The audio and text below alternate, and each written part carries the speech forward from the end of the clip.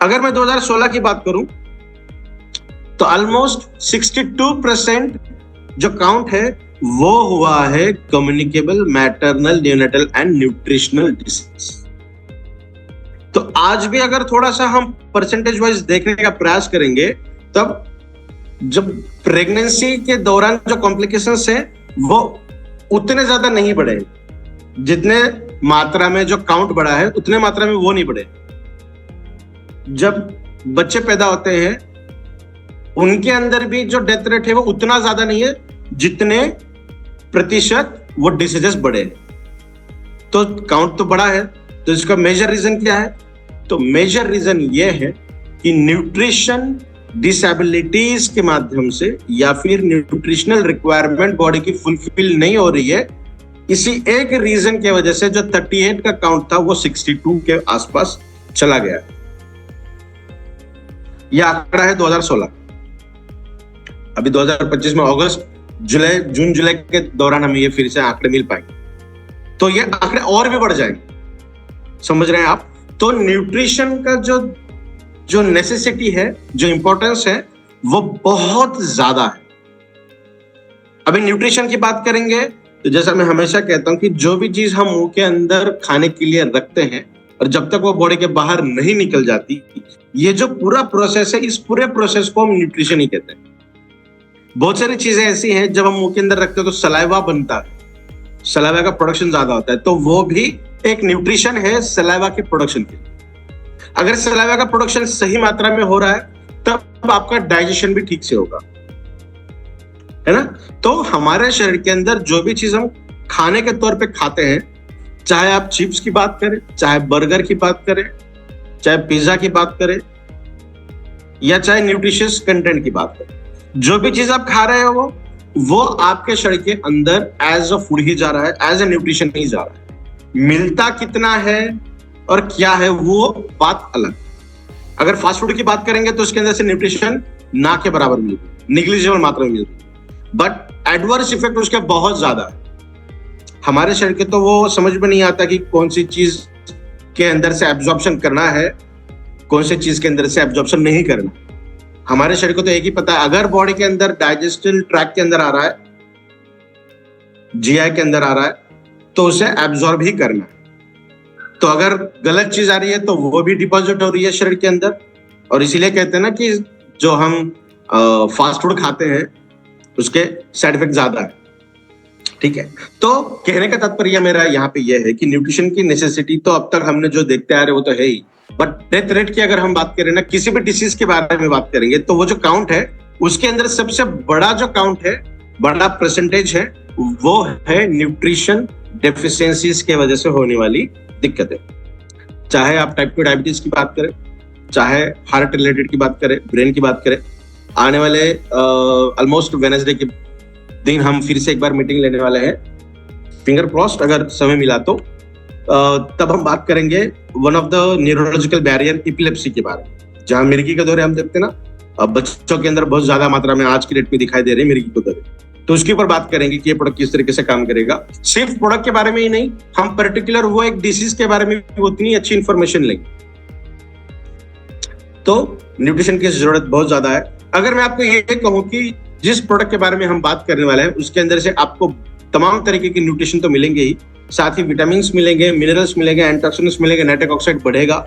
Nitric oxide बढ़ने का मतलब टेस्टोस्टेरोन बढ़ेगा, मतलब आपके बॉडी के अंदर जो एक सेल्फ डिफेंस होता है ना, वो बहुत शानदार तरीके से बढ़ेगा। अमीनो एसिड्स भी आपके शरीर के अंदर बहुत ज्यादा मात्रा में मिलेंगी। तो यह है क्या? यह है ईबैटरियम टिबारिस मोर पावर, जिस प्रोडक्ट के बारे में आज हम जानकारी लेने वाले हैं। कुछ ऐसे इंग्रेडिएंट्स इसके अंदर हैं, गिने चुने इंग्रेडिएंट्स के बारे में ही हम बात करेंगे, तो बहुत ज्यादा समय लगेगा हमें कि वो इस प्रोडक्ट के अंदर है। तो ये प्रोडक्ट क्या करेगा पर्टिकुलरली हार्ट रिलेटेड इश्यूज के अंदर। तो चलिए देखते हैं इंडिया के बारे में, यंगस्टर्स के अंदर क्या क्या दिक्कतें हमें दिखाई दे रही है। अगर मैं बात करूं, ये तो जो जनरल पब्लिकेशंस होती है ना, जहां पे परसेंटेज की अगर हम बात करेंगे तो उन्होंने बताया कि 30 ईयर्स टू ऑलमोस्ट 70 ईयर्स, ये जो सेगमेंट है, ये ईयर्स के अंदर, ये एज पर्सन के अंदर कार्डियोवास्कुलर डिसीजेस के चांसेस ज्यादा। अगर हम थोड़ा सा हमारे समाज के अंदर देखेंगे ना, मार्केट के अंदर देखेंगे, तो जो 30 एज ग्रुप दिया गया ना, उसको हमें और कम करना पड़ेगा, अराउंड 22-23। 22-23 साल के बच्चों के अंदर भी हार्ट रिलेटेड समस्या बहुत ज्यादा बढ़ रही है। इसका मेजर रीजन अगर हम देखेंगे तो वो है हमारी psychological factors, nothing but the stress and depression, anxiety वगैरह, वो सब चीज न्यूरोलॉजिकल के अंदर ही आती है। तो वो तनाव बहुत ज्यादा है, तो वो कम एज ग्रुप के अंदर अफेक्ट कर रहा है। बट मोस्ट प्रेफरेबली अगर हम देखेंगे 30s to 70s, 30 साल की उम्र से लेके 70 साल की उम्र के बीच में हमें हार्ट रिलेटेड समस्या बहुत ज्यादा मात्रा में दिखाई दे रही है। आयुर्वेदा की अगर हम बात करें तो 45 एज, अराउंड 50 की बात करेंगे, 50 साल तक तो यंगस्टर ही समझा जाता है, मतलब अडल्ट। 50 के बाद अगर हम देखेंगे, 55 के बाद अगर देखेंगे तो थोड़ा सा बुढ़ापा शुरू होने वाला है, ये वो कगार होता है। तो 50 की उम्र तक तो यंगस्टर ही कहते हैं, हम यंग ही कहते हैं। तो 30 से 50 का ये जो 20 साल का दौर है, ये बहुत बड़ा फैक्टर। आप भी न्यूज देखते होंगे, आपको भी पता चलता होगा। तो यहाँ पे अगर हम देखेंगे 2009 और 2019, 2009 में सबसे पहले पायदान पे था हार्ट डिसीजेस, और एक ही डिसीज ऐसा है कि जो अभी भी पहली कगार पे ही, स्टिल वी आर डेवलप एकदम अग्रसर पे जा रहे हैं डायबिटीज के अंदर। बट डेथ रेट अगर हम देखेंगे तो ये हार्ट डिसीज पहले पायदान पे ही है, जहां हम इंडिया की बात करें। ये भी आने वाले कुछ 2-4 महीने के बाद हमें इसकी में आंकड़े मिलेंगे, फिर से एक बार हम बात करेंगे। अगर हम परसेंटेज वाइज देखेंगे ना, 40.8, अराउंड 41% डेथ रेट जो है वो हो रहा है हार्ट डिसीजेस के अंदर। 10 में से 6 लोग हमें ऐसे मिल रहे हैं जिनकी डेथ हुई है, हार्ट अटैक हुआ है। कल तो अच्छा था, अचानक से सीने में दर्द होने लगा और डेथ हो गई। तो उसके भी रीजंस हम देखने वाले हैं कि ऐसा क्यों होता है, डायग्रामेटिक रिप्रेजेंटेशन के। तो ये बहुत एक सेंसिटिव सब्जेक्ट है जिसके ऊपर आज हम बात कर रहे हैं। अगर हम इंडिया की बात करेंगे तो सबसे पहला जो स्टेट आता है वह हरियाणा, उसके बाद जम्मू कश्मीर, पंजाब, केरला, दिल्ली, जहां पे 28% डेथ रेट दिखाई दे रहा है दिल्ली के अंदर। तो आप देख सकते हैं कि पैन इंडिया अगर हम देखेंगे तो अराउंड 41% डेथ रेट जो है इंडिया के अंदर वो कार्डियोवैस्कुलर डिसीजेस के द्वारा हो रहा है।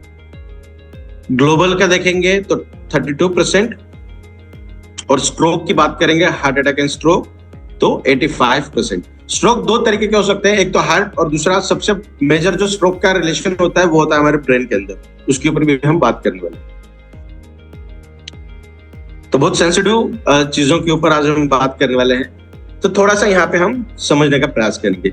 मैंने पहले प्रेजेंटेशंस के अंदर ये बताया आपको कि हमारे शरीर के अंदर एक ऐसी सिस्टम होती है, अगर मेरा हाथ, मेरी उंगली यहां से कट गई है तो उसके अंदर का जो खून बहाव होता है, खून जो निकलता रहता है, वो निकलते रहता है क्या 5-10 मिनट के अंदर वो खून का बहाव ऑटोमेटिकली रुक जाता है। अगर मेरा ध्यान भी नहीं है तो वो रुक जाएगा, वहां पे थोड़ी सी इन्फ्लेमेशन हो जाएगी, थोड़ी सूजन आ जाएगी, बट खून का बहाव रुक जाता है। ऐसा क्यों होता है? तो हमारे शरीर के अंदर ब्लड क्लॉटिंग फैक्टर एक होता है जिसे हम कहते हैं blood clotting factor 8, blood clotting factor 8। Science के अंदर उसका एक नाम है, दैट इज थ्रोम्बिन, जिसे कहते हैं थ्रोम्बिन। उसको बनाने के लिए भी एक पाथवे है, जहां पे फैक्टर 1, फैक्टर 2, फैक्टर 10, फैक्टर 12, 13 के बाद फिर ये बनता है, ठीक है।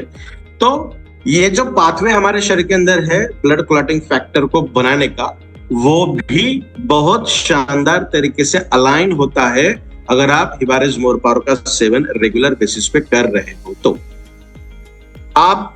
आपके शरीर के अंदर खाना तो खा ही रहे हो, उसके अंदर से जो चीजें मिल रही है वो तो मिल ही रही है, बट अगर सुबह आप आधा चम्मच इस प्रोडक्ट का इस्तेमाल कर रहे हैं तो आपके शरीर के अंदर जो भी 19-20 दिक्कत हो रही है ना, उसे भी अलाइनमेंट करने का काम इस प्रोडक्ट के द्वारा किया जाता है।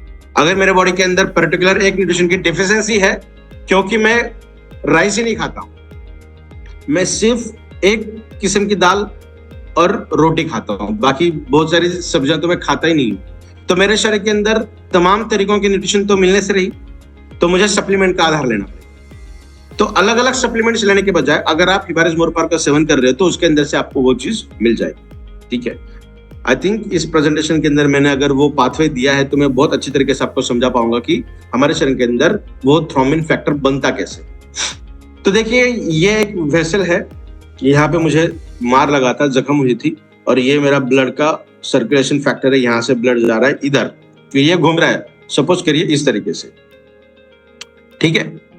तो यहाँ से ब्लड ऊपर घूम रहा है और यहाँ पे दिक्कत हुई थी कुछ, ठीक है, ब्लड यहाँ से बाहर निकल रहा था, तो मेरे शरीर ने एक ट्रिगर कर दिया कि क्लॉटिंग फैक्टर को वहां पे लाकर रखना है। क्लॉटिंग फैक्टर होता है इस mesh like structure, mesh like मतलब मेश के जैसा, मतलब जाली के जैसा, जैसे मछलियों को पकड़ा जाता है ना जाली के जैसा, वैसा वहां पे जाली लगा दी जाए, जहां से आरबीसी अटक जाएगी, आरबीसी आगे पास नहीं होगी।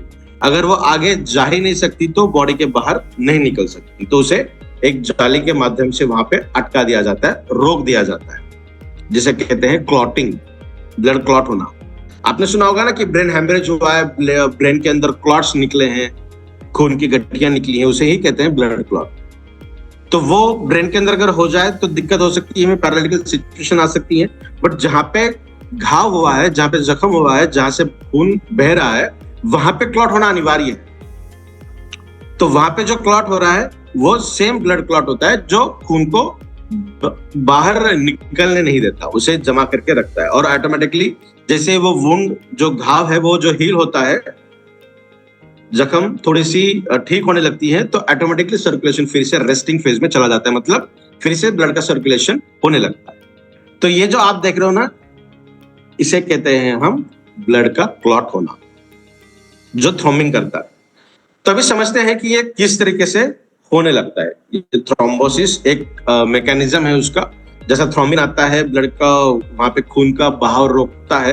तो अभी समझते हैं कि ये किस तरीके से होता है। तो ये मेरी एक ब्लड वेसल है, ये पूरी, और ब्लड वेसल के द्वारा ब्लड मेरा left hand to right hand side move कर रहा है, ठीक है। तो यहाँ पे थ्रोम्बस एक खून को पकड़ के रखने का काम यहाँ पे किया जा रहा है। तो यहाँ पे देखिए, अगर ये पूरे तरीके से ब्लॉक हो जाएगा तो खून आगे नहीं जाएगा, बट ये इस तरीके से यहाँ पे आधा बना है, आधे से ऊपर बना है, तो यहाँ पे गैप थोड़ा कम होगा, तो यहाँ का प्रेशर खून का बढ़ जाएगा लेफ्ट हैंड साइड, और प्रेशराइज्ड कंडीशन से वो आगे की तरफ फ्लो हो जाएगा। तब देख सकते हैं यहाँ पे 10-12 आरबीसीज है, रेड ब्लड सेल्स है, यहाँ पे 3-4 ही दिखाई दे, तो यहाँ पे उसका कॉन्सेंट्रेशन बढ़ जाएगा, आरबीसीज का कॉन्सेंट्रेशन लेफ्ट हैंड साइड में बढ़ जाएगा, तो वहां पे प्रेशर क्रिएट होगा, और प्रेशराइज्ड कंडीशन से ब्लड का फ्लो आगे की तरफ मूव हो जाएगा। जैसा पाइप है पानी का, उसके माउथ को अगर हम बंद कर देंगे तो जो पानी है जो पहले नजदीक गिर रहा था वो आगे गिरेगा, मतलब प्रेशर से गिरेगा। सिमिलर फिनोमेनन हमारे शरीर के अंदर होता है, और जिसे ही हम कहते हैं ब्लड प्रेशर। तो इसे और अच्छे से समझने का प्रयास करेंगे इस तरीके से। ये हुआ थ्रोम्बोसिस, एक थ्रोम्बस बना, और ये 2-3 तरीके से अगर बनने लगे तो उसे हम कहेंगे एम्बोलिज्म। हम अभी देख रहे हैं, ये जो मैंने ब्लड क्लॉटिंग बोला, ये अच्छा है हमारे शरीर के अंदर, मगर कोई दिक्कत की वजह से ये क्लॉटिंग फैक्टर बढ़ने लगे, मेरे बॉडी के अंदर क्लॉट्स बहुत ज्यादा बढ़ रहे हैं, तो वो थ्रोम्बोसिस के अंदर जाएगा, जिसे हम थ्रोम्बस कहेंगे, और ये बहुत ज्यादा बॉडी के अंदर बढ़ रहे हैं तो उसे हम कहेंगे एम्बोलिज्म। तो यहाँ पे एक है, यहाँ पे दूसरा बनेगा, तो धीरे धीरे क्या होगा, ब्लड का जो प्रेशर है आगे की तरफ वो और ज्यादा बढ़ता जाएगा। एक मुकाम ऐसा आएगा कि ब्लड आगे मूव ही नहीं कर पाएगा। अब देख सकते हैं यहाँ पे ब्लॉक ब्लड फ्लो, ब्लड का फ्लो ही ब्लॉक हो गया, क्योंकि ब्लड वेसल के अंदर एक इतना बड़ा क्लॉट आ गया। एक ही क्लॉट है क्या? नहीं, यहाँ पे एक क्लॉट था, यहाँ पे दूसरा बनने लगा, तो ब्लड प्रेशर के द्वारा ये एक जगह पर आकर फंस गए, जिसे हम कहेंगे ब्लड फ्लो वहां पे कंप्लीटली रुक गया। तो दिक्कत भरा काम हो गया ये, जिसको थोड़ा सा समझने का प्रयास करेंगे एक इमेज के द्वारा, जिसे हम कहेंगे यहाँ पे एथेरोस्क्लेरोसिस। एथेरोस्क्लेरोसिस एक मैकेनिज्म ऐसा है जहां पे जो ब्लड वेसल है वो धीरे धीरे छोटी होने लगती है। एक्चुअली ब्लड वेसल छोटी नहीं होती, उसका जो अंदर का जो डायमीटर है वो एज इट इज रहता है, बट उसके अंदर कुछ ऐसी परत जमा हो जाती है कि ब्लड का जो फ्लो पहले जितने ml होना था उतने ml नहीं हो रहा है, वो कम हो रहा है, बिकॉज वहां पे प्रेशराइज्ड कंडीशन क्रिएट हो गई। तो देखिए यहाँ पे जो येलो कलर दिखाया गया है उसे हम कहते हैं प्लाक। अगर मैं थोड़ा सा इससे माइक्रोबायोलॉजी के हिसाब से समझाना चाहूँ आपको, तो एक प्लेट अगर मैं ले लूं, उसके अंदर बैक्टीरिया को मैं ग्रो करूं, तो बैक्टीरिया उस मीडिया के अंदर भी ग्रो करते हैं, ऊपर भी ग्रो करते हैं, बट वो एक ड्राई तरीके के कॉलोनीज क्रिएट नहीं करते। वायरसेस अगर हम देखेंगे, उनको अगर हम ग्रो करेंगे लेबोरेटरी के अंदर, तो वो ड्राई तरीके की कॉलोनीज तैयार करते, कंप्लीटली ड्राई, जिसके अंदर किसी भी तरीके की वाटर के कंटेंट हमें दिखाई नहीं देते। मतलब आप देखकर समझ जाओगे कि ये वायरल पार्टिकल, तो उसे प्लैक कहते हैं। तो जितना ड्राई वो रहता है, उतने ही तरीके के ड्राइनेस इस प्लैक के अंदर हमें दिखाई देता है, जो हमारे ब्लड वेसल के अंदर एक परत के तहत जमा होती है। और जैसा ब्लड का फ्लो तो होने ही लगता है। अगर मैं मेरे वेसल के अंदर सपोज इस तरीके के प्लैक्स बने हैं और मैं भाग रहा हूं, मतलब मैं रनिंग करता हूं डेली बेसिस पे, तो होने क्या चाहिए कि ये जो जमा हुआ है वो धीरे धीरे डिग्रेड होना चाहिए, बट उसको लंबा समय लगता है, बिकॉज ये बहुत ज्यादा ड्राई रहते हैं। जो एक बार परत उसकी जमा हो जाती है तो वो आसानी से नहीं निकलती, तो उसे हम कहते हैं एथेरोस्क्लेरोसिस। तो थोड़ा सा देखिए यहाँ पे प्रोग्रेशन किस तरीके से होता है उसका। तो ये तो उसका फॉर्मेशन इस तरीके से, ये तो नॉर्मल हमारी वेसल है, यहाँ पे बनने लगा है। तो इसका प्रोग्रेशन कैसे होगा, हमारा हार्ट का जो पंपिंग है, या फिर ब्लड प्रेशर है, या फिर ब्लड फ्लो बंद कैसे होता है, ब्लॉक कैसे होता है, वो यहाँ पे हम देखने का प्रयास कर रहे हैं इस माध्यम से। तो ये फिर से बढ़ने लगा थोड़ा सा। अभी ये बढ़ता क्यों है? अगर हमारे डाइट के अंदर फैट ज्यादा है, वो भी आने वाले स्लाइड के अंदर हम बात करेंगे कि किस तरीके से इस एथेरोस्क्लेरोसिस को भी हमने वहां पे बाइफरगेट करके दिया है। मेरे जो ट्यूटोरियल है उसके स्क्रीनशॉट्स मैंने इसके अंदर ऐड किए वहां पे। तो जो थ्रोम्बस वहां पे था, एम्बोलिज्म मैकेनिज्म चल रहा था पिछले वाले स्लाइड के अंदर, वो भी माइग्रेट होकर यहाँ पे अटक जाए, बिकॉज ये तो ड्राई है। ये इसके सतह पर अगर कोई आकर अटक जाता है तो वो आगे मूव नहीं कर पाएगा, बिकॉज ये बहुत ज्यादा ड्राई है, ये जकड़ के रख देगा किसी को। तो ये जो ब्लड क्लॉटिंग फैक्टर्स जो थे वो मूव कर रहे थे ब्लड वेसल के अंदर, वो आके यहाँ पे अटक गए। कहां पर? एथेरोस्क्लेरोसिस के प्रोग्रेशन के अंदर। तो यहाँ पे ब्लड का क्लॉट ऐसा बन गया कि ब्लड आगे फ्लो नहीं कर रहा है। और आसान तरीके से हम यहाँ पे समझ पाए, इसको मैंने जूम कर दिया। देखिए ये जो तीसरी डायग्राम है ना, जो बीच वाला हिस्सा है, उसे ही हम जूम करके देख रहे हैं। ये हमारा हार्ट है, ये हमारी आर्टरीज हैं जहाँ पे ब्लड वेसल्स काम करती है, जहाँ पे हार्ट बीट का एक पर्टिकुलर रिदम बनता है, लपडप का जो रिदम होता है वो रिदम यहाँ पे बनता है। पंपिंग कैपेसिटी भी अच्छे बनती है यहाँ पे। तो देखिए यहाँ पे हो क्या रहा है, यही हिस्सा हम यहाँ पे देखने का प्रयास कर रहे हैं। यहाँ पर जो प्लैक है ब्लड वेसल के ऊपरी हिस्से में और नीचे के हिस्से में भी बन रहे हैं प्लैक, और जो सेंटर वाला हिस्सा है वो नैरो होगा। तो अभी क्या होगा कि जहां ये जो सेंटर का हिस्सा है, इसके बैक हैंड साइड में, लेफ्ट हैंड साइड में आरबीसी का काउंट ज्यादा है, मतलब ब्लड का काउंट वहां पे ज्यादा है, वो प्रेशराइज तरीके से आगे मूव करने का काम करेगा। तो उसके अंदर से प्लैक्स भी थ्रोम्बस भी घूम रहे हैं, जो क्लॉटिंग फैक्टर जहां पे दिक्कत अगर है वहां पे जाके वो अपना काम करेंगे, तो वो ब्लड वेसल के अंदर घूम रहे हैं, वो यहां पर आकर अटक जाए। एक तो रास्ता बहुत छोटा था, बिकॉज प्लैक्स बने हैं ऊपरी हिस्से में और नीचे से भी, बीच का हिस्सा छोटा है, और वहां पर अगर क्लॉटिंग फैक्टर आकर जमा हो जाएंगे तो क्या होगा, ब्लड का फ्लो आगे नहीं मूव करेगा, जहां ब्लड कंप्लीटली ब्लॉक हो जाएगा। ये हमारे शरीर के अंदर होता है, नॉर्मल कंडीशन के अंदर भी होता है। अगर मैं अच्छे इंसान की बात करूं जो योगा करता है, मेडिटेशन करता है, स्पोर्ट्समैन है, एक्सरसाइज भी अच्छे से करता है, वॉकिंग भी करता है, और रनिंग भी अच्छे से करता है, प्रॉपर न्यूट्रिशन भी लेता है, प्रॉपर नींद भी लेता है, हाइड्रेशन कैपेसिटी भी बॉडी की बहुत अच्छी है, पानी का इंटेक भी बहुत अच्छा होता है, फ्रूट्स भी बहुत अच्छे तरीके से खाते हैं, इसका मतलब क्या हो कि वो एक आइडल पर्सन। वैसे आइडल पर्सन के अंदर भी 25 to 35% ब्लॉकेजेस दिखाई देते हैं। नॉर्मल है आज की डेट में, अगर हम देखेंगे नॉर्मली 25 से 35% के ब्लॉकेजेस बॉडी के अंदर दिखाई देते हैं, बिकॉज ये हमारे शरीर के अंदर ऑलरेडी हो ही रहा है। अगर मैं ऑयल यूज कर रहा हूं खाने में, ज्यादा नमक यूज कर रहा हूं, या फिर कोई ऐसी चीज ऑयली खा रहा हूं, फॉर एग्जाम्पल फ्रेंच फ्राइज में खा रहा हूं, पोटैटो एंड ऑयल, ये आपस में बहुत बड़े दुश्मन होते हैं। अगर हम दोनों को मिक्स करके खा रहे हैं तो हम बहुत बहुत ज्यादा नुकसान कर ले रहे हैं हमारे शरीर का। पर्टिकुलरली मैं बात करूं, अगर हम हाउस होल्ड में यूज कर रहे हैं तो ठीक है, बट मैं पर्टिकुलरली फ्रेंच फ्राइज की बात करूं जो आसानी से एक छोटा बच्चा एक प्लेट खा लेता है, तो वो हमारे शरीर के अंदर बहुत भयंकर काम करेगा शरीर के अंदर आने। तो अभी वो मेरे शरीर के अंदर जा रहा है हफ्ते में 1 बार या महीने में 2 बार, वो मेरे शरीर के अंदर जा रहा है तो जमा ही हो रहा है ना, मेरे बॉडी के अंदर वो डिपॉजिट ही हो रहा है, तो कहीं ना कहीं जाके वो अपना असर दिखाएगा। मतलब 25 से लेकर 35% इन बिटवीन ये जो रेंज है, इसके अंदर हमारे शरीर के अंदर ब्लॉकेजेस नॉर्मल तरीके से दिखाई देते हैं। अगर ज्यादा मात्रा में बढ़ते परसेंटेज अगर ज्यादा बढ़ रहा है तब दिक्कत होती है। हमारा शरीर इतना सुंदर है, अगर प्रॉपर न्यूट्रिशन हमारे शरीर को मिलती जाए तो हमारा शरीर, अगर एक वेसल ब्लॉक हो गई तो मेरा शरीर, मेरा हार्ट जो है वो एक नई वेसल बनाता है, नॉर्मली बनाता है, एक नई वेसल बनाएगा। जहां पे ब्लॉकेजेस है ना, यहां से बना देगा, यहां से शुरू कर देगा, इसे ज्वाइन कर देगा। इसका मतलब क्या हुआ, मेरा शरीर एक तो हील करने का काम करेगा।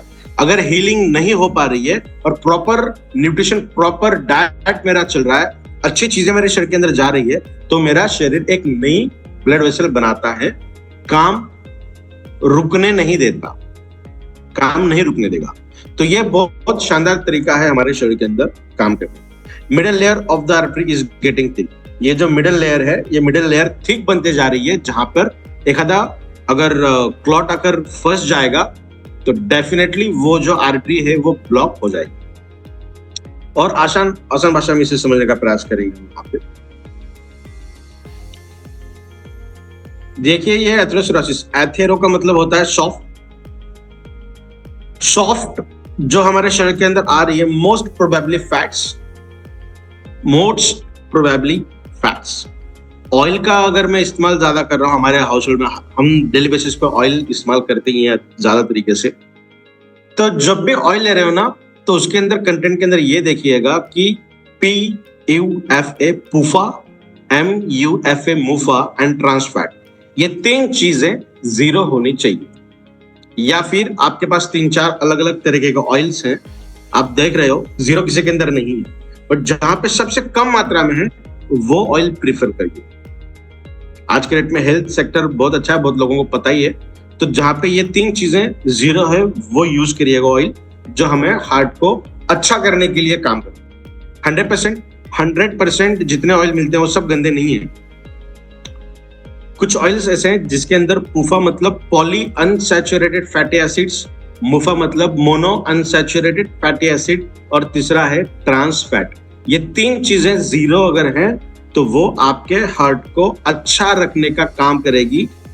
जो बैड कोलेस्ट्रॉल है उसको कम करने का भी काम करेगी, गुड कोलेस्ट्रॉल को बढ़ाने का काम करेगी। जो जहां पे क्या कहेंगे हम, फोल्डिंग्स होती हैं, वो फोल्डिंग को अच्छा रखने का काम करेगी। जहां पर भी फोल्डिंग्स होती है ना, वहां पे कोलेस्ट्रॉल का काम बहुत अच्छे तरीके से किया जाता है वहां पे, तो एक तरीके का लेयर बनाने का काम किया जाता है वहां पे, तो वो वहां पर शानदार तरीके से वो काम करता है। तो एथेरो का मतलब होता है soft edge like fatty acids, जिसके बारे में भी हमने बात की, जो हमारे शरीर के अंदर जाकर एक ड्रॉबैक के तहत भी काम करता है। और दूसरा है स्क्लेरोसिस का मतलब होता है हार्डनिंग, एक जैसा अभी हमने देखा ना कि एक ड्राई तरीके का लेयर तैयार कर देता है, जिसे हम कहते हैं स्क्लेरोसिस। तो एथेरोस्क्लेरोसिस का मतलब क्या, जो सॉफ्ट कंटेंट शरीर के अंदर जा रहा है वो एक अलग तरीके का डैमेज करने के हिसाब से अगर मैं बात करूं तो वो एक हार्डनिंग तैयार करके रखेगा, वहां पे एक ड्राइनेस तैयार करके रखेगा ब्लड वेसल के अंदर, इस तरीके से तैयार करके रखेगा कि आने वाले ड्यूरेशन के अंदर वहां पे क्लॉट्स हो सकती हैं, जो ब्लड का प्रेशर भी बनाएगी और ब्लड के फ्लो को ब्लॉक करने का भी काम कर सकती है। तो थोड़ा सा इसे और समझने का प्रयास करेंगे अलग तरीके से, एथेरोस्क्लेरोसिस किस तरीके से काम करता है। Caused by inflammation. इन्फ्लेमेशन का मतलब क्या, सूजन। जहां पर भी बॉडी के अंदर सूजन हमें दिखाई देगी उसे हम कहेंगे इन्फ्लेमेशन।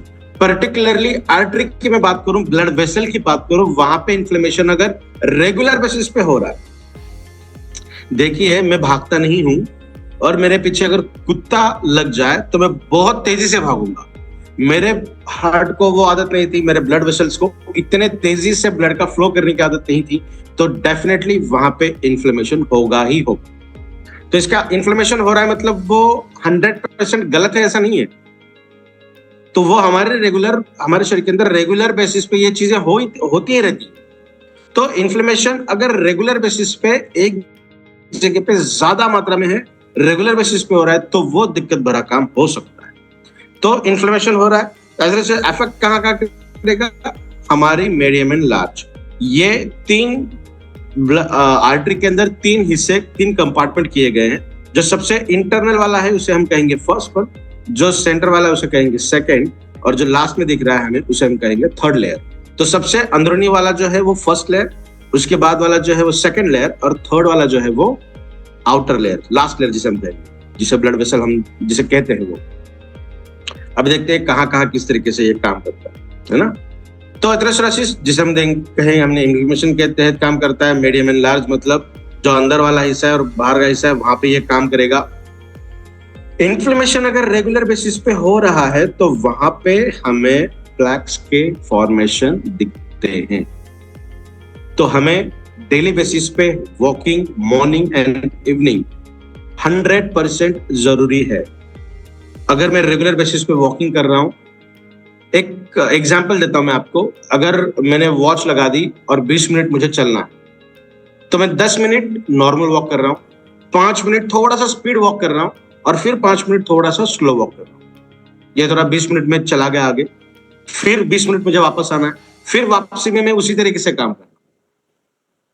5 मिनट अभी आने के टेम्पर में 5 मिनट स्लो कर रहा हूं, 5 मिनट फिर तेज कर रहा हूं, और उसके बाद 10 मिनट में स्लो वॉक कर रहा हूं।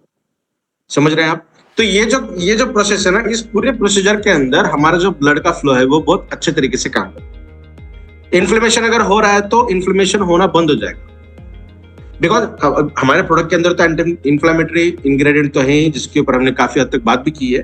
बट रेगुलर बेसिस पे अगर हम वॉकिंग भी अच्छी तरीके से कर रहे हैं ना, अगर जिगजैग मैनर कर रहे हैं, सिर्फ वॉक कर रहे हैं एक ही डायरेक्शन के अंदर, एक ही क्या कहेंगे, एक ही स्टेट के अंदर अगर हम वॉक करेंगे ना, तो वो उतना असरदार तरीके से काम नहीं करेगा।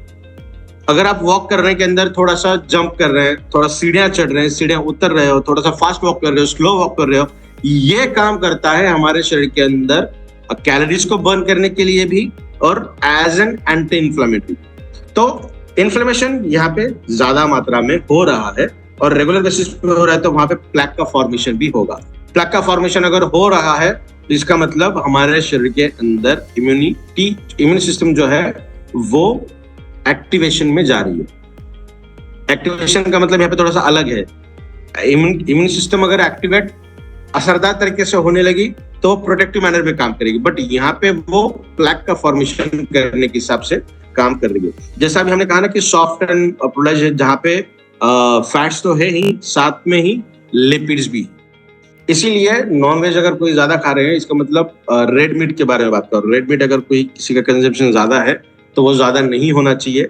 मंथली वंस एट ट्वाइस ठीक है, बिकॉज उसके अंदर लिपिड का कंटेंट ज्यादा रहेगा और फैट का कंटेंट भी ज्यादा रहता है, जो डायरेक्टली अफेक्ट करता है हमारे आर्टरीज के अंदर। और इसीलिए देखिए ट्राइग्लिसराइड्स बहुत ज्यादा बढ़ी हुई रहेगी अगर आप नॉनवेज का सेवन ज्यादा करते हैं। उसी डायग्राम को थोड़ा सा आगे हम बढ़ा रहे हैं। एथेरोस्क्लेरोसिस ये जो जिस तरीके से बढ़ रहा है ना, तो यहाँ से सेंटर का हिस्सा छोटा हो गया, प्लैक्स बढ़ गए, वहां पर लेफ्ट हैंड साइड में प्रेशर बढ़ गया, राइट हैंड साइड प्रेशर बढ़ गया। अभी यहाँ पे इस डायग्राम के अंदर हम ब्लड का flow right hand side to left hand side बता रहे हैं। तो देख सकते हैं आप, यहाँ पे ब्लड का कॉन्सेंट्रेशन ज्यादा है, यहाँ पे कम है और यहाँ पे कम है। इसका मतलब वहां पर ब्लड प्रेशर हायर है, जो हमें अफेक्ट करेगा। ये जो सिचुएशन यहाँ पे अभी बन गई है, जहां पे राइट हैंड साइड पे ब्लड का कंटेंट ज्यादा है, कॉन्सेंट्रेशन ज्यादा है, सेंटर में कम है, तो सेंटर वाला जो हिस्सा है उसे हम कहते हैं स्टेनोसिस। स्टेनोसिस के दो प्रकार है, एजिना और पेरिफेरल वैस्कुलर डिसीजेस, जिसके ऊपर अगले स्लाइड के ऊपर हम बात करेंगे कि ये एक्चुअली किस तरीके से काम कर रहा है। तो देखिए यहाँ पे सबसे पहले आर्टरी जो स्टिफनिंग है, उसकी फ्लेक्सिबिलिटी जो है वो कम हो चुकी है, फिर बहुत ज्यादा लचीली हो चुकी है। स्टिफनिंग हो गई है, पर्टिकुलरली अगर मैं ब्लड प्रेशर की बात करूं तो वहां पे प्लेक फॉर्मेशन ज्यादा हुआ है, तो वहां पर हाइपर टेंशन बढ़ता है। जहां पे ब्लड का कॉन्सेंट्रेशन एक जगह पे ज्यादा है, दूसरी जगह पे कम है, तो ब्लड का जो प्रेशर है वो बहुत ज्यादा तरीके से बढ़ गया। आने वाले दिनों के अंदर एक्यूट क्रोनिक सिंड्रोम होने के भी चांसेस हमें दिखाई देते हैं। That is nothing but the thrombus की वजह से हो रहा है, जिसके ऊपर हमने बात की थी ना कि थ्रोम्बोसिस हो रहा है, वहां पे प्लेक का फॉर्मेशन हो रहा है, ब्लड की क्लॉटिंग हो रही है, वो सब चीजें वहां पर हमें दिखाई देती है। तो अभी देखिए, और एक मिनट, यस, रिस्क फैक्टर्स क्या क्या है। नॉन मॉडिफिएबल, मतलब जिसे हम मॉडिफाई नहीं कर सकते हैं, तो सबसे पहले है अगर एज ज्यादा है तो ये दिक्कत हमें होती है।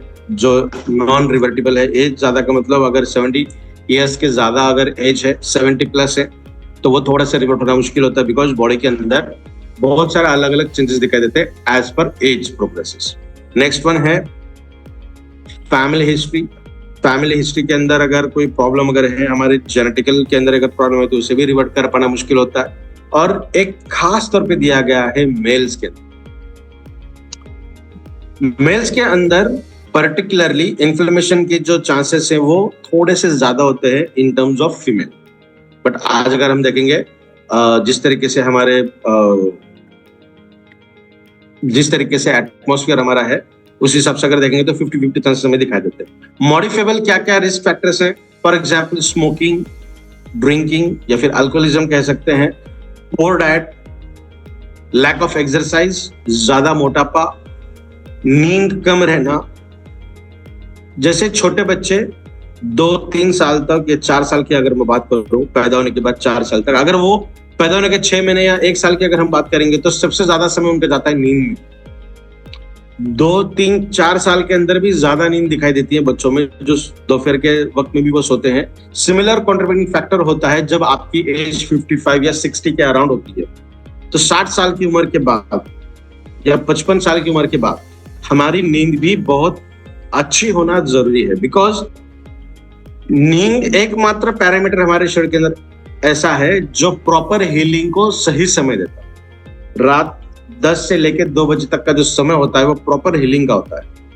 वहां पे हमारे शरीर के अंदर अच्छे टूल्स अगर हैं, प्रॉपर न्यूट्रिशन अगर है, तो बहुत बेहतरीन तरीके से हीलिंग प्रोग्राम किया जाता है हमारे ब्रेन के द्वारा हमारी सेल्फ हीलिंग प्रोसेस के लिए।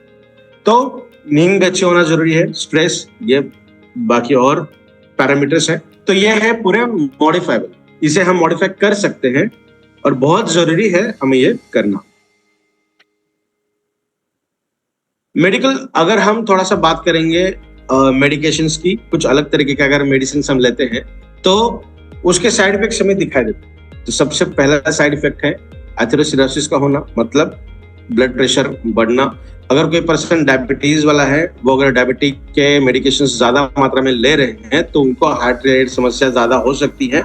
अगर कोई ऐसा पर्सन है जो हार्ट रिलेटेड समस्या से जूझ रहा है, तो आने वाले ड्यूरेशन के अंदर उनके बॉडी के अंदर डायबिटीज वाली समस्या भी उत्पन्न हो सकती है। Next one, hypertension, chronic kidney diseases, inflammatory conditions भी बढ़ सकती हैं। और अगर ज्यादा इन्फ्लेमेशन ज्यादा मात्रा में होने लगा और फैट डिपोजिशन ज्यादा होने लगा, लिपिड डिपोजिशन ज्यादा होने लगा, तो आने वाले ड्यूरेशन के अंदर रिमेटेड आर्थराइटिस भी होने के चांसेस ज्यादा हो सकते हैं। जैसा हम बात कर रहे थे कि स्ट्रोक, एक तो हार्ट रिलेटेड भी स्ट्रोक हो सकती है, बट जो मेजर कंट्रीब्यूटिंग फैक्टर है वो होता है हमारे ब्रेन के माध्यम से, जहां पे स्ट्रोक होने के चांसेस ज्यादा होते हैं। मतलब इतनी छोटी छोटी ब्लड वेसल्स हमारे ब्रेन के अंदर होती हैं, जो मेजर अफेक्ट एरिया है वहां पर अगर क्लॉटिंग हो जाए तो हमें स्ट्रोक के चांसेस वहां पे दिखाई देते हैं। अगर मैं ये बात करूं, हमारा जो ब्रेन है वो लिपिड से बना हुआ है, बहुत फ्रेजाइल होता है, बहुत सॉफ्ट होता है। और अगर वहां पे क्लॉट हुआ, अभी हमने क्लॉट के बारे में बात की, क्लॉट किस तरीके से होता है, बहुत ज्यादा हार्ड होता है, वो एक पत्थर के जैसा होता है। वो अगर हमारे ब्रेन के अंदर कहीं किसी भी हिस्से में अगर होने लगा खून का ब्लड क्लॉट, तो वो ब्रेन जो है वो एक्सपेंशन में नहीं जाता। ब्रेन अपनी जगह छोड़कर थोड़ा सा बड़ा नहीं कर सकता, बिकॉज उसका जो हिस्सा है वो स्केलेटन से ढका हुआ है, हड्डियां हमारी बढ़ नहीं सकती।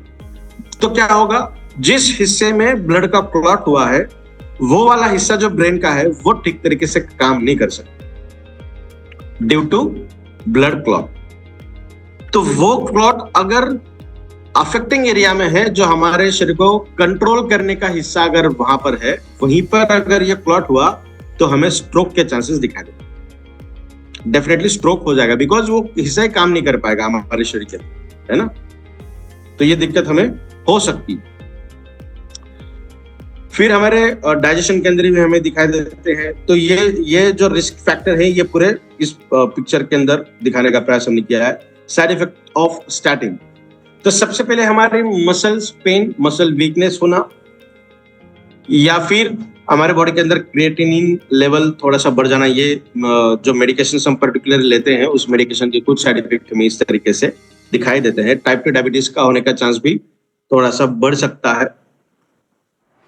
हेमरेज जो मैंने कहा ना कि अभी ये ब्रेन के अंदर, ये रेयर कंडीशन में दिखाई देता है। जैसा अभी हमने कहा ना कि पर्टिकुलर उस वाले हिस्से के अंदर अगर क्लॉट हुआ तब जाके हमें ये दिक्कत हो सकती है, हेमरेज।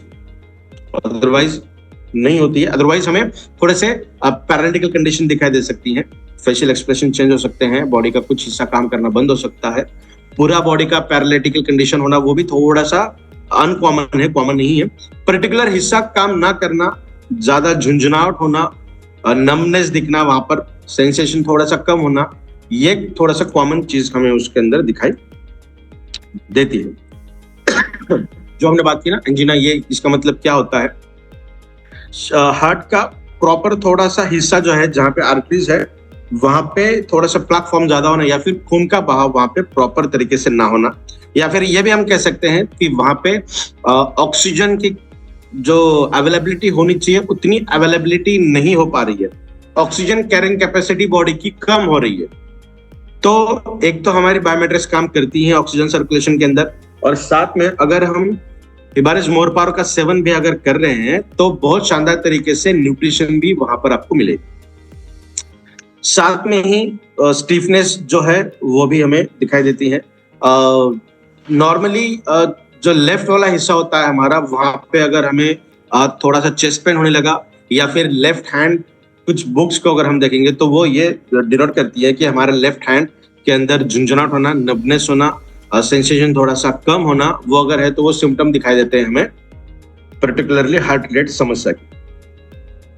हार्ट अटैक के बारे में अगर बात करना चाहेंगे तो हार्ट के कुछ मसल्स हैं, जो मसल वीक हो जाते हैं, यानी अपना काम ठीक तरीके से नहीं कर पाते, मसल की डेथ होने लगती है हार्ट के पर्टिकुलर हिस्से के अंदर। अगर मसल्स ही ठीक तरीके से काम नहीं कर पाएंगे तो पंपिंग ही ठीक तरीके से नहीं होगी। पंपिंग का मतलब हार्ट थोड़ा सा ब्लड को पंप करता है, लेता है एक जगह से दूसरी जगह फेंकता है, इसीलिए उसे कहते हैं पंपिंग। तो अगर पंपिंग ठीक तरीके से नहीं हुई तो वहां पे ब्लड भी ठीक तरीके से नहीं पहुंचेगा, साथ में ऑक्सीजन भी नहीं जाएगा, और न्यूट्रिशन भी ठीक तरीके से वहां पर नहीं मिल पाएगा। हार्ट अटैक पर्टिकुलरली अगर हम देखेंगे हार्ट फेलियर के अंदर क्या सिचुएशन होती है, तो ये हमारा नॉर्मल हार्ट है लेफ्ट वाला। राइट वाला हिस्सा अगर हम देखेंगे ना, तो जहां पे मेरा कर्सर है ये वाला हिस्सा थोड़ा सा बढ़ जाता है, एनलार्ज होता है, बढ़ जाता है। यहाँ पे आप देखिए थोड़ा सा कम है। कभी चांस मिला हमें तो मैं छोटा सा एक 5-10 मिनट का वीडियो बना के यूट्यूब पे डालूंगा, पर्टिकुलर हार्ट की वर्किंग किस तरीके से होती है, तब हमें समझ में आएगी कि हार्ट अटैक मतलब क्या होता है, या फिर हार्ट फेल हो रहा है मतलब एक्चुअली क्या हो रहा है।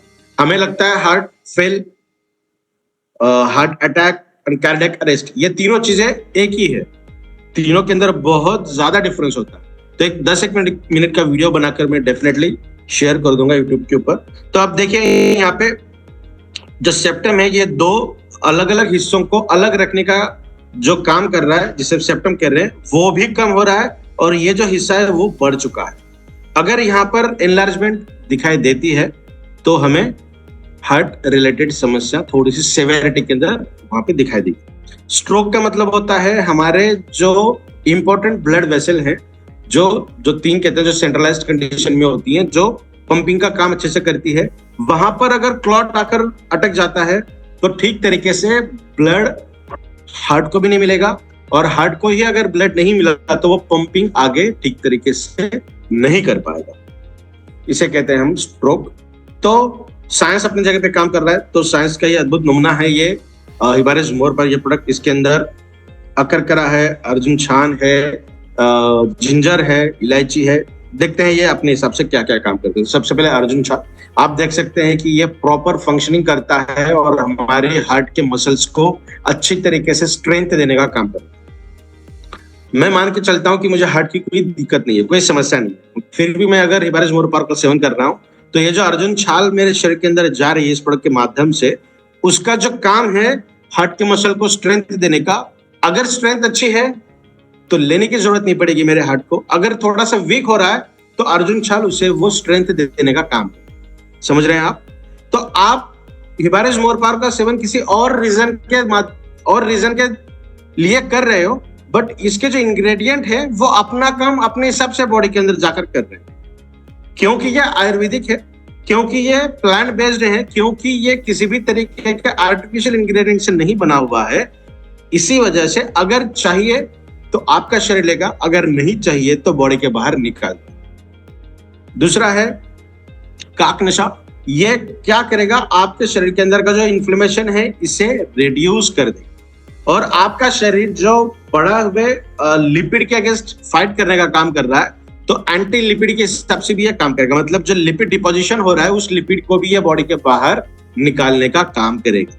अगर मैं ये कहूं कि आपके शरीर के अंदर फैट को बर्न करेगा, फैट को बाहर निकालेगा, लिपिड को भी बाहर निकालने का काम कर रहा है, इसका मतलब अगर आप थोड़ा सा वॉकिंग करोगे, गर्म पानी का सेवन करने के साथ साथ सुबह शाम 2 बार, तो डेफिनेटली हम लॉजिकली भी ये कह सकते हैं कि हमारे बॉडी के जो एक्सेसिव वेट है, जो एक्सेसिव वजन है, वो उसके अंदर भी काफी हद तक हमें गिरावट महसूस होगी। फिर हमारे बॉडी के अंदर जो हार्ट के ब्लॉकेजेस वगैरह जो हम देख रहे हैं ना कि छोटे मोटे ब्लॉकेजेस वगैरह है, वो भी बहुत आसानी से निकालने का काम करेगा। नेक्स्ट वन, दालचीनी, सिनेमन। ये हमारे डेली बेसिस पे खाने के अंदर भी हम यूज करते हैं, घर के अंदर, हाउस होल्ड के अंदर। तो ये हमारे शरीर के अंदर ट्राइग्लिसराइड्स एंड टोटल कोलेस्ट्रॉल, जो बैड कोलेस्ट्रॉल है उसको भी मेंटेन करने का काम करेगा, बॉडी के बाहर निकालने का काम करेगा। ट्राइग्लिसराइड्स को भी कम करने का काम ये डेफिनेटली बहुत अच्छे से करता है। हार्ट डिसीजेस के जो रिस्की फैक्टर्स हैं उन फैक्टर्स को भी कम करने का काम दालचीनी के द्वारा किया जाता है। Reduce blood pressure when consume consistently. तो डेफिनेटली आपको हिबारिस मोरपार्क का सेवन रेगुलर बेसिस पे करना अनिवार्य है। दूसरा है कि ये हमारे शरीर के अंदर जो कॉमन कॉज है ना, premature death due to heart diseases, उसको कम करने का काम ये अच्छे तरीके से करता है। बैड कोलेस्ट्रॉल को कम करेगा, स्टेबिलिटी देने का भी काम अच्छे से ये करता है। नेक्स्ट वन, इलायची एंड अकरकरा। ये भी अपने आप में बहुत अच्छी तरीके से हार्ट को स्ट्रेंथ देने का काम करते हैं। जो एक्स्ट्रा टॉक्सिन्स हैं उसको एलिमिनेशन करने का भी काम बहुत अच्छी तरीके से इलायची के द्वारा किया जाता है। अकरकरा और इलायची के अंदर भी कुछ मात्रा में फाइबर्स इस तरीके से मिलते हैं जो हमारे डाइजेशन को बहुत शानदार तरीके से मेंटेन करने का काम करते हैं और साथ ही बॉडी के बाहर वेस्टिजियल मटेरियल को भेजने का भी काम अच्छी तरीके से करते हैं। जिंजर, अगर मैं इसके ऊपर बात करना चाहूं तो फिर आधा घंटा बात कर पाऊंगा कि ये आपके शरीर के अंदर किस तरीके से काम करता है, किस तरीके से इसका फॉर्मुलेशन हमने किया है हमारे प्रोडक्ट के अंदर, तो बहुत बेहतरीन तरीके से हमारे बॉडी को गवर्न करने का काम करेगा। फिर एक 5 मिनट का मैं वीडियो बनाऊंगा इस पर्टिकुलर 6 इंग्रेडिएंट को लेकर, किस तरीके से हार्ट के ऊपर काम करते हैं, और वहां पर मैं ये बहुत बेहतरीन तरीके से आपको ये मैकेनिज्म बताऊंगा जहां पे जो डाउन रेगुलेशन है, मतलब जो रेगुलेशन शरीर के अंदर है उसको कम करेगा। किसे किसे कम करेगा? ट्यूमर निक्रोसिस फैक्टर ए है, इंटरल्यूकिन फैक्टर है, बहुत सारे ऐसे इंग्रेडिएंट है। नेक्रोसिस फैक्टर भी यहाँ पे है, कापा बीटा, जिसको कम करने का काम कर रहा है ये जिंजर। और साथ में बढ़ाने का क्या काम करेगा? एंटीऑक्सीडेंट एंजाइम्स को बढ़ाने का काम करेगा। साथ में इंटरल्यूकिन फैक्टर्स जो 22 है, 10 है। ये बहुत शानदार तरीके से मैकेनिज्म है और बहुत बेहतरीन तरीके से इसका एक वीडियो बना के मैं आपको भेजूंगा।